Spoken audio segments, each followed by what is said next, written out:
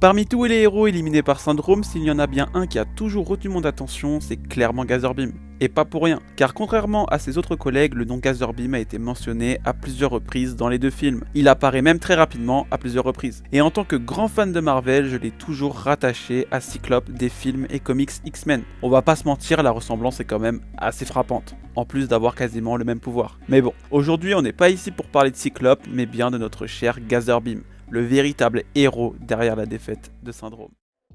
Salut la commu, moi c'est Tism et comme vous l'avez compris, on va revenir sur le super-héros le plus exemplaire de l'univers des Indestructibles, Gazerbeam. À travers son histoire et quelques anecdotes, vous allez découvrir un homme plutôt seul et réservé qui a toujours lutté pour le bien des super et celui du peuple. Alors je n'ai plus qu'à vous souhaiter un bon visionnage et c'est parti.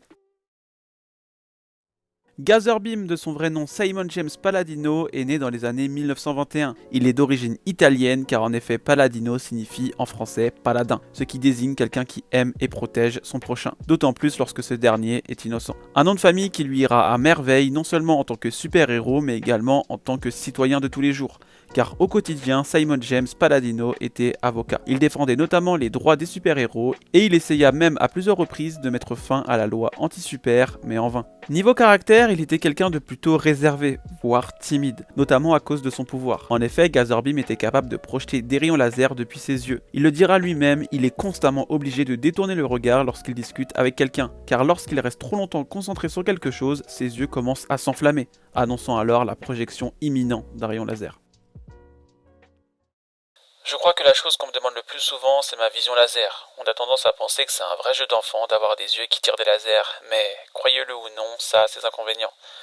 Si je fixe quelque chose trop intensément, ça a tendance à s'enflammer, ce qui peut être un vrai casse-tête dans une relation. Quand on discute avec quelqu'un, une personne normale serait capable de le regarder droit dans les yeux, mais moi, je détourne le regard, ce qui est souvent interprété comme du désintérêt ou plutôt de la bêtise, ou même de la stupidité, ce qui est tout à fait faux.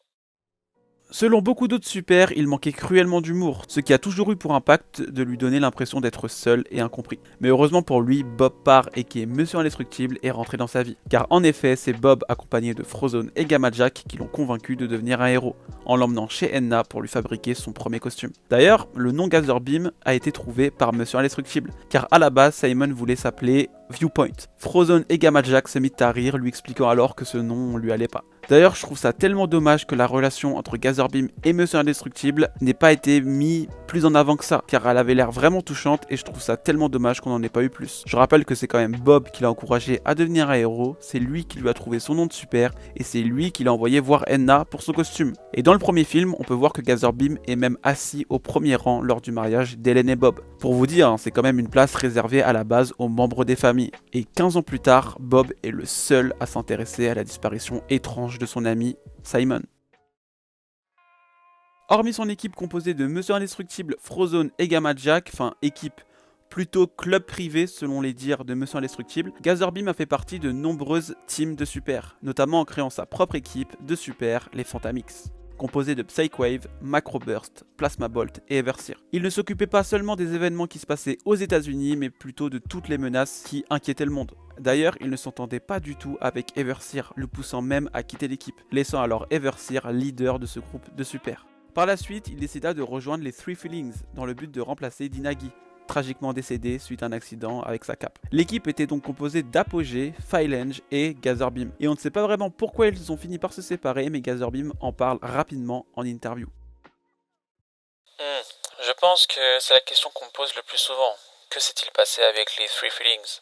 Ça fonctionnait bien pour moi, je n'ai aucun problème à travailler en groupe. Je pense que nous avons eu beaucoup de succès, je pense même que parfois nous avons été parmi les meilleurs, mais une équipe reste une équipe. Et lorsque vous rassemblez un groupe d'individus dans un environnement confiné, ils ont tendance à réagir comme l'huile et l'eau. Et comme pour beaucoup de super, lui aussi a fini par croiser la route de Syndrome, l'obligeant alors à affronter ses omnidroïdes. Lors de son premier combat face au VX4, il réussit à s'en sortir indemne. Mais étant très intelligent, il comprit que quelque chose clochait avec cette histoire d'entraînement pour remise en forme. C'est pas expliqué comment, mais Gazerbeam a fini par trouver le code Chronos sur l'île d'entraînement, ce qui mit en danger le projet de Syndrome. Il décida alors de lui envoyer son tout nouveau jouet, le VX5. Cette fois-ci, Gazerbeam n'est pas à la hauteur et finira par être vaincu par le VX5. Mais heureusement, avant de rendre son dernier souffle, souffle, Gazorbeam a pu se faufiler dans une grotte lui permettant d'inscrire Chronos à l'aide de ses lasers. Le mot de passe qui permettra des années plus tard à Monsieur Indestructible de découvrir l'horrible projet de Syndrome. Sans ça, notre équipe de super n'aurait jamais pu venir à bout de Syndrome. Dans une scène coupée du film, Monsieur Indestructible prononce un très beau discours afin de rendre hommage à Gazorbeam et à toutes les autres victimes de Syndrome. Dans ce discours, il ne parle pas que de ça, mais je voulais le souligner ici car c'est vraiment dommage qu'on n'ait pas eu cette scène dans le montage final du film. Mais vous inquiétez pas, je vous ai quand même mis un lien en commentaire pour découvrir la scène. Niveau apparition, Gazorbeam apparaît dans les 2 films Indestructibles, plusieurs fois dans le premier, notamment au mariage d'Hélène et Bob, mais aussi dans le journal, et on retrouve aussi bien évidemment son cadavre dans la grotte de l'île de Syndrome. Et dans le 2e film, on le retrouve aux côtés de Fironic et du père de Winston Divor. Mais on peut aussi voir une référence à Gazorbeam dans le spécial Halloween de Toy Story, car en effet au tout début du court-métrage, les jouets de Bonnie regardent un film d'horreur, dans lequel une femme trébuche sur une tombe, et si vous mettez pause au bon moment, vous verrez que la tombe appartient à un certain Simon James Palladino.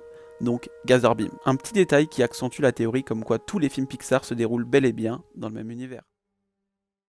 Et bien voilà les amis, c'était tout ce que j'avais à dire concernant Gazorbeam. N'hésitez pas à compléter mes propos si jamais j'ai oublié quelque chose. Mais avant ça, vérifiez vos sources, parce que vous êtes nombreux à vous faire avoir par des fanarts, donc faites bien gaffe. Juste avant de conclure les amis, c'est le tisme du montage, parce que entre la vidéo sur les omnidroïdes et celle-ci, on vient tout juste de passer les 4000 abonnés. Donc je voulais vous remercier par rapport à ça. Un grand merci, c'est quand même fou qu'entre 2 vidéos, on gagne 1000 abonnés.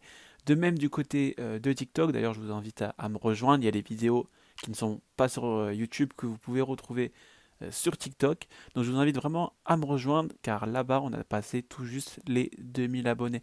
Donc je suis vraiment content que mon contenu plaît à ce point et donc j'espère continuer et j'espère que mes vidéos vous plaisent toujours autant. Donc un grand merci à vous et je vous laisse avec la toute fin de la vidéo. Quant à moi, il ne me reste plus qu'à vous demander de ne pas oublier la formule magique, like, abonnement, commentaire, partage. À la prochaine. Ciao.